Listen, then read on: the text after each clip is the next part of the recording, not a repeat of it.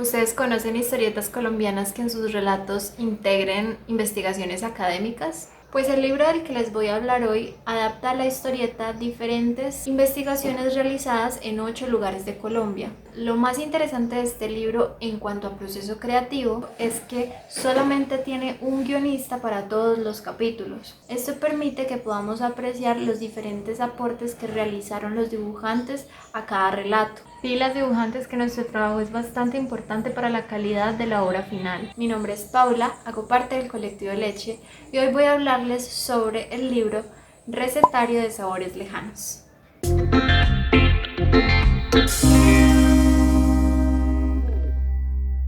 Sabores Lejanos, sin proponérselo, nos enseña que cocinar no es solamente la preparación de una comida, sino que en las actividades de la cocina se reflejan relaciones afectivas, económicas y culturales que provienen de un pasado cercano. También nos habla sobre la importancia de la activación de la memoria. Con esto que les digo me refiero al ejercicio de recordar algunas cosas y evitar que se nos olviden. Y también nos habla de la transmisión de esa memoria generacionalmente. Este libro tiene 143 páginas y se divide en 8 capítulos.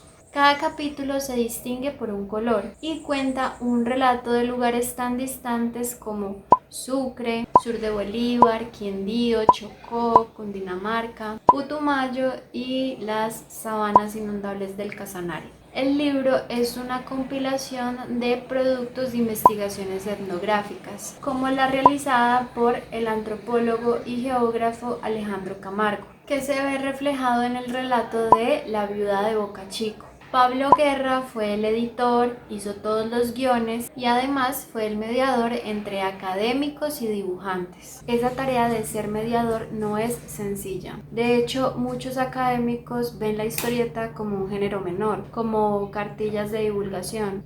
A esto se suma que algunos dibujantes jamás interactuaron con el investigador y tampoco conocían físicamente los lugares que dibujaron. Entre las decisiones editoriales que se tomaron, además de obviamente la historieta, se incluyeron textos de una página en las que se describe la preparación de la receta. Esta decisión es en algunos casos redundante, donde en la historieta ya estaba representado los ingredientes y su posterior preparación.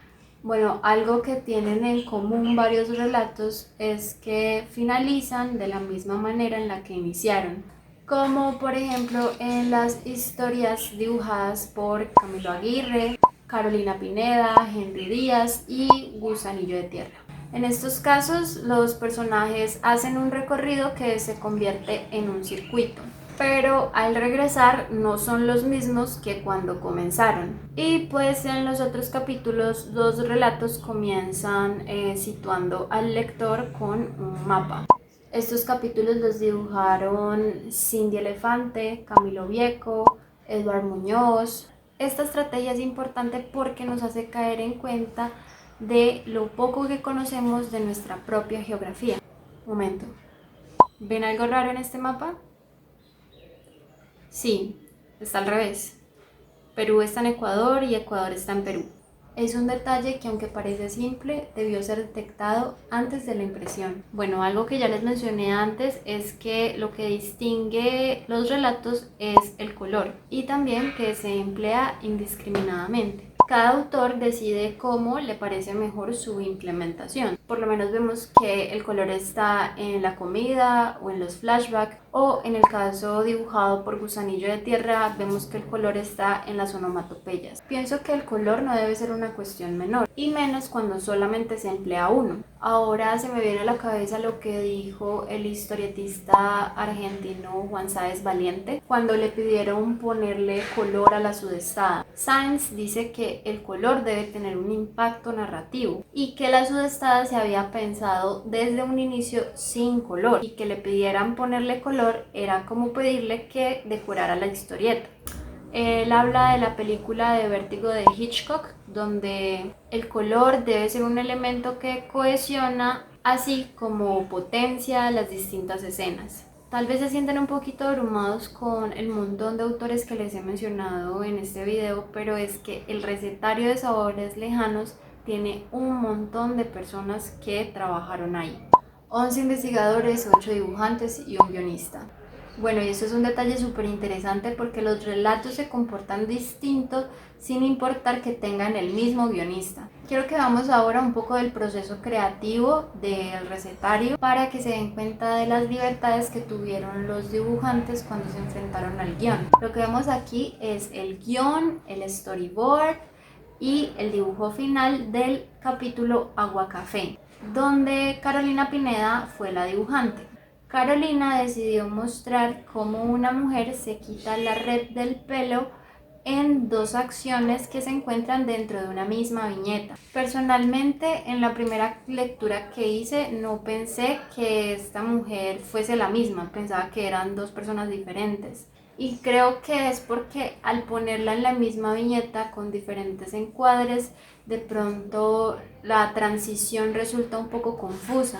Recordemos que mucho de lo que ocurre en las historietas ocurre entre las viñetas, en ese espacio en blanco. Es ahí donde el lector completa el relato. Esto es lo que lo diferencia de otros géneros narrativos. Bueno, otra de las libertades que en este caso lo aprovechó Gusanillo de Tierra fue incluir personajes de historias propias en el capítulo que hizo del recetario. Si se fijan bien en el relato de Gusanillo, van a encontrar el personaje de la revista Carajo en algunas camisetas y comida enlatada que consumen los hijos y los nietos de Aurora, una mujer desplazada de la vereda de Tumaco que debe vivir en el barrio El Oasis de Soacha. Esta es una decisión que me pareció bastante arriesgada, más porque se está tratando una historieta documental que habla sobre comida y que trata temas sensibles. No estoy en contra de los guiños, pero me parece que estos elementos tienen una importancia narrativa en la estructura conceptual de la historieta. Si quieren saber a qué me refiero con estructura conceptual, les recomiendo mucho que vean uno de los videos que les voy a dejar en la caja de descripción.